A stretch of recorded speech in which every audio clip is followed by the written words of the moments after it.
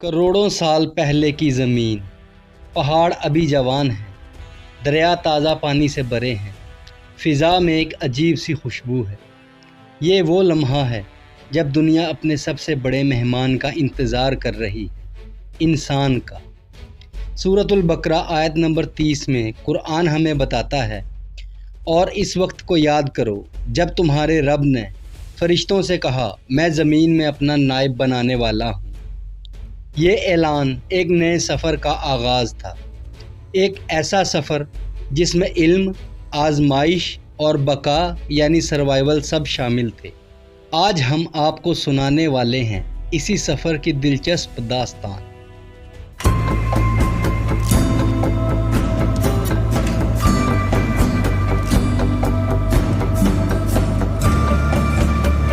اسلامی تعلیمات کے مطابق اللہ نے زمین کو زندگی کے لیے خاص انداز میں تیار کیا۔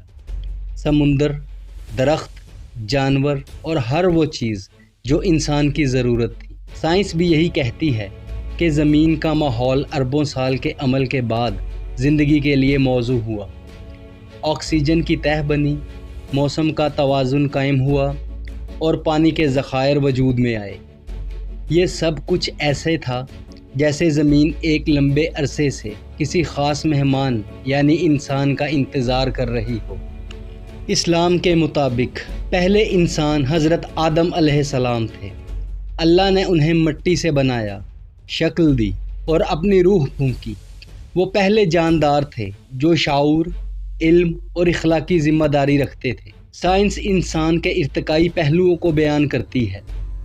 تقریباً 3 لاکھ سال پہلے جدید انسان یعنی ہومو سیپینز افریقہ میں نمودار ہوا۔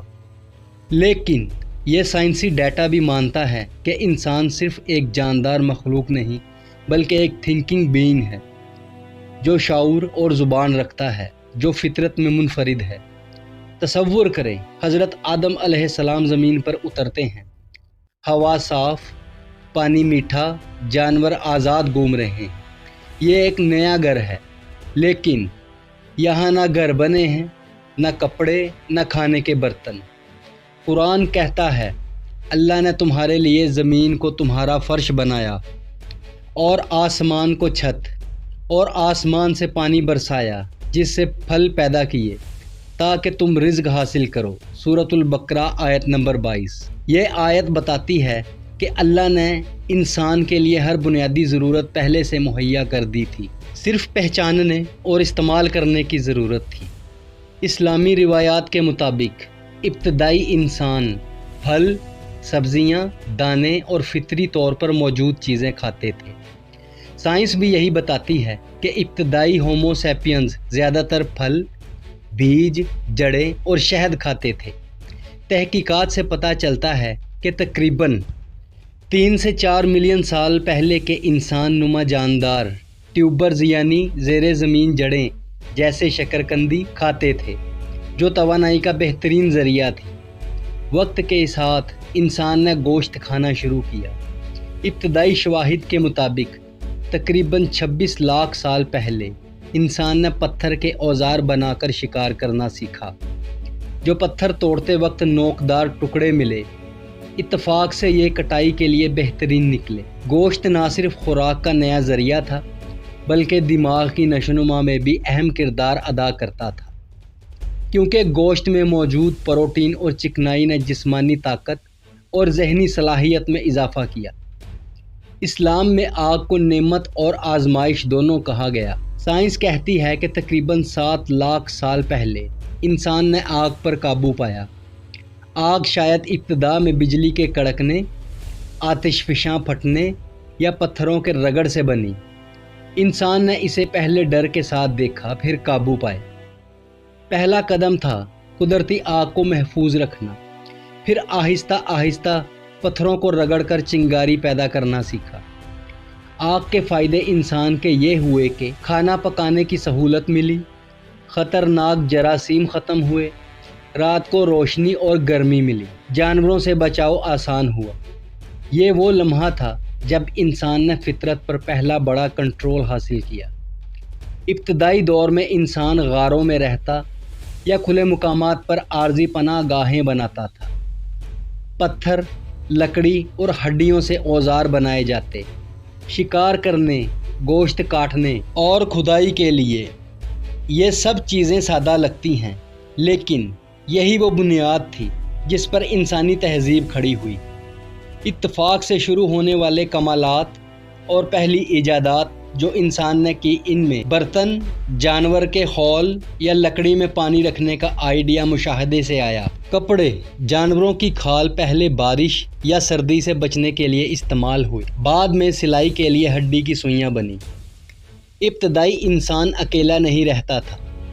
سائنس کے مطابق انسان کی بقا کا سب سے بڑا راز سماجی تعلقات میں چھپا تھا۔ چھوٹے چھوٹے گروہ بنائے جاتے تھے، خاندان یا قبیلے کی صورت میں۔ یہ گروہ مل کر شکار کرتے، کھانا بانٹتے اور ایک دوسرے کو خطرات سے بچاتے۔ قرآن بھی ہمیں اجتماعی زندگی کی اہمیت سکھاتا ہے اور آپس میں نیکی اور تقوی میں ایک دوسرے کی مدد کرو۔ سورۃ المائدہ آیت نمبر 2۔ یہ آیت بتاتی ہے کہ تعاون اور اتحاد انسان کی فطرت کا حصہ ہے۔ ابتدائی انسان نے ہاتھوں کے اشارے، چہروں کے تاثرات اور آوازوں سے بات کرنا شروع کیا۔ پھر آہستہ آہستہ زبان وجود میں آئی اور کہانیاں پیدا ہوئیں۔ سائنس کہتی ہے کہ کہانی سنانا صرف تفریح نہیں تھی، بلکہ سروائیول اسٹریٹجی تھی۔ شکار کرنے کے طریقے، خطرناک جانوروں کی معلومات، موسم کے بدلاؤ کا علم، یہ سب باتیں اگلی نسل تک کہانیوں کے ذریعے پہنچائی جاتی تھی۔ تقریباً 70,000 سال پہلے انسان نے افریقہ سے ہجرت شروع کی۔ کچھ برفانی علاقوں میں گئے، کچھ صحراؤں میں، کچھ بارش زدہ جنگلات میں۔ سائنس بتاتی ہے کہ انسان نے ہر ماحول میں اپنے آپ کو ڈھال لیا۔ کپڑوں کا استعمال، رہائش میں تبدیلی، خوراک میں رد و بدل۔ نیاندرتھل جیسے دوسرے انسان نما جاندار ختم ہو گئے، لیکن ہومو سیپینز بچ گئے، کیونکہ ہم نے بہتر اوزار، بہتر حکمت عملی اور بہتر سماجی ڈھانچے اپنائے۔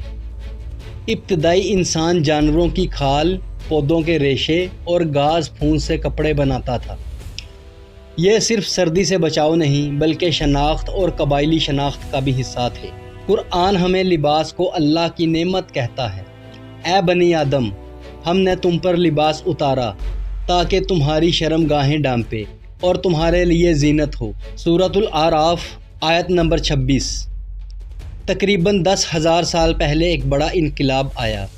انسان نے زمین پر بیج بونا، فصل اگانا اور جانور پالنا سیکھا۔ یہ وہ لمحہ تھا جب انسان خانہ بدوش زندگی چھوڑ کر مستقل بستیوں میں رہنے لگا۔ اسلامی روایات میں بھی زمین کی کاشت کو رزق اور برکت کا ذریعہ قرار دیا گیا۔ اسلام کہتا ہے کہ انسان کو علم سکھایا گیا اور زمین کی امانت دی گئی۔ سائنس کہتی ہے کہ انسان نے لاکھوں سال کی محنت اور جد و جہد سے آج کی تہذیب کا سفر کیا۔ دونوں ہمیں ایک ہی بات بتاتے ہیں، انسان اشرف المخلوقات ہے اور اس کی بقا اور ترقی کا راز علم، اتحاد اور ذمہ داری میں ہے۔ ناظرین، جب ہم زمین پر پہلے انسان کی زندگی دیکھتے ہیں تو ہمیں یہ سمجھ آتا ہے کہ وہ ہمارے آباء نے محنت، قربانی اور تعاون سے بقا پائی۔ آج بھی اگر ہم نے زمین پر اپنی جگہ محفوظ رکھنی ہے تو ہمیں یہی 3 چیزیں اپنانا ہوں گی: علم، محنت اور باہمی اتحاد۔ سورۃ الرعد آیت نمبر 11 میں قرآن ہمیں یاد دلاتا ہے، بے شک اللہ کسی قوم کی حالت نہیں بدلتا جب تک وہ خود اپنی حالت نہ بدلے۔ انسان کا سفر لمبا تھا، مٹی سے پیدا ہوا، زمین پر بسا، سیکھا، آگ جلائی، کہانیاں سنائیں، فصلیں اگائیں، لیکن یہ سفر ابھی ختم نہیں ہوا۔ آج بھی ہم اسی زمین پر ہیں، وہی آسمان ہمارے اوپر ہے۔ فرق صرف یہ ہے کہ پہلے بقا کے لیے ہم جنگل سے لڑتے تھے، آج بقا کے لیے ہمیں اپنی خواہشات، لالچ اور نا اتفاقی سے لڑنا ہے۔ یہ کہانی حضرت آدم علیہ السلام سے شروع ہوئی تھی اور اس کا اگلا باب ہم خود لکھ رہے ہیں۔ سوال یہ ہے، ہم کیسی کہانی چھوڑ کر جائیں گے؟ دوستو، یہ تھی ہماری آج کی ویڈیو، زمین پر انسان کی پہلی سانسوں سے لے کر آگ کی دریافت اور بقا کی کہانی تک کا سفر۔ آپ کو یہ ویڈیو کیسی لگی؟ کمنٹس میں اپنی رائے ضرور بتائیں، اور اگر یہ موضوع آپ کو پسند آیا تو لائک اور شیئر کرنا مت بھولیے گا۔ ہمارے چینل اسرار ماضی کو سبسکرائب کریں تاکہ آپ ہماری آنے والی تاریخی اور سائنسی کہانیاں سب سے پہلے دیکھ سکیں۔ ملتے ہیں اگلی ویڈیو میں، تب تک کے لیے اللہ حافظ۔